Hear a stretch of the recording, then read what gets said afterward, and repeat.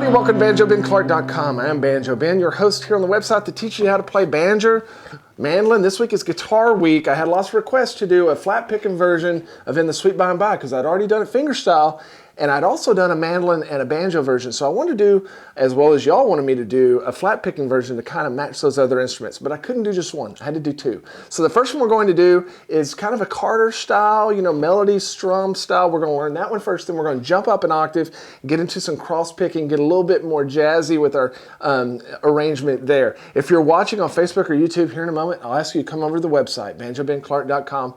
You can join as a Gold Pick member, have access to hundreds of lessons just like this one. This is about a 30-minute lesson because we learned both of these solos. And then I also have MP3 rhythm tracks for you to download and play along with, as well as the tabs, of course. So I'd be honored to have you on board. Let's jump into the verse of that first solo now. The first solo we're going to learn is, I'll call a Carter style approach. And what I mean by that is we're going to take the melody in the lower register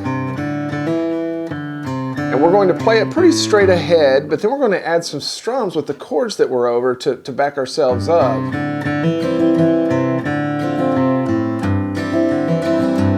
Okay, let's go ahead and throw up the first line of tab there. A couple things I want you to notice. One is I have the pick stroke directions beneath each one of the notes, even the strums there.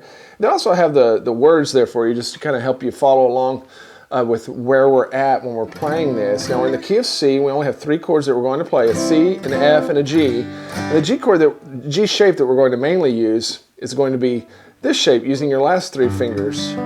I'm going to show you the way that I do it, and then you can do it however you want, but there's a couple things that I'm concerned with. One is, accenting the melody, and then two is making our strums and the melody smooth and legato.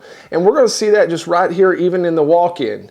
So we're going to start on the second beat of the first measure, although the actual melody doesn't start till the third beat. You see there, under the third beat, we have the word theirs. But we're going to throw a note in right before that just to give it an extra little kickoff, extra special little kickoff. And the way that I'm going to do it is with my last two fingers.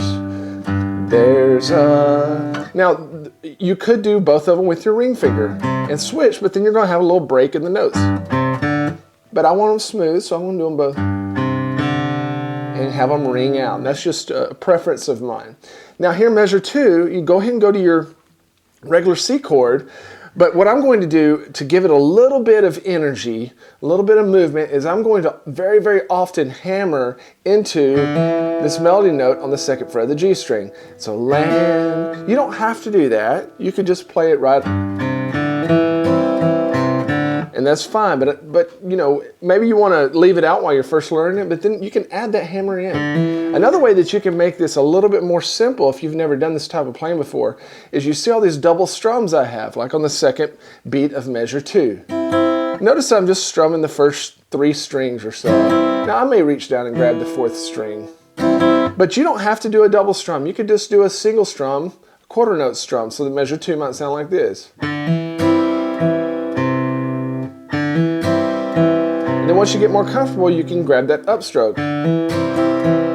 But it's going to require a little bit more accuracy to get both of those strokes. Now when we get to measure three, what's interesting here is that our melody note is a D note, but we're over an F chord. And a D note is not in the F chord. So we're going to play a partial F chord on the first three strings. But we're going to have to include this melody note in there. So we're going to play the melody first, strum, and I'm going to try not to strum that D string. And then I'm going to reach down without letting off of my chord and grab the third fret, fairer than. And then on day, I want to grab it with my ring finger down here. And we're going back into a C chord, as you can see in measure four, with a little hammer on to fill in the space.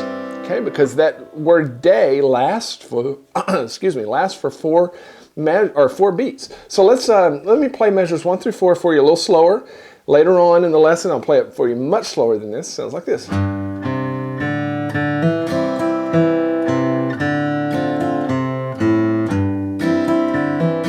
Okay, pretty straightforward. Now as we get into measure 5, we're going to land on that third fret down there, and then we're walking back into like we did in the first fret. So I'm going to bring my pinky in to grab that third fret on the A string. And then we've got the same moves here in measure 6 that we saw already.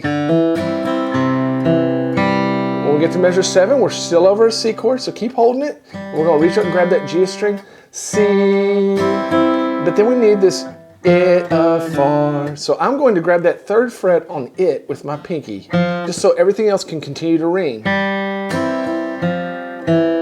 Hear how everything still rings? Now when we get to far, we're going to play that open D string, and then I want you to just fret your G chord with just your pinky down here. And we're just going to strum those last few strings, and then we're going to hammer on. And all we're doing there is, again, filling in some space. This is just kind of a cool technique to use whenever we have these long melody notes. Faith, we can see it afar. Far is going to hang out, so we can strum and then work inside the chord. Let me play 5 through 8.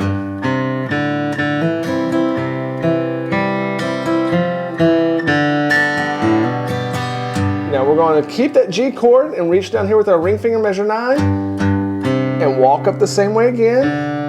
Okay, so we're getting a lot of use out of this pinky, aren't we? Then again, we're going to have the same melody here that we've already seen, measures 2 through 4, so we don't have to cover it. Don't want to mute that note. We'll get to measure 13, walking back in. We've already seen that melody before. And then here, measure 15, I want you to just grab the G chord with your pinky down here, measure 15, and then walk in. Now you could do the whole G chord, but you don't have to, and I don't want my strums to be really overbearing.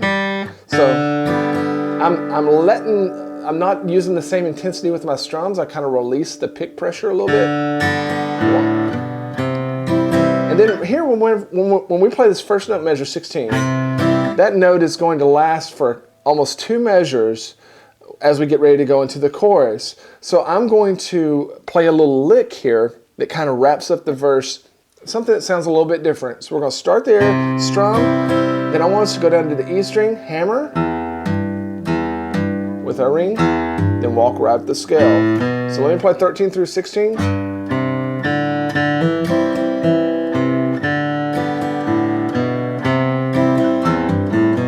Get to 17, we land on that C note.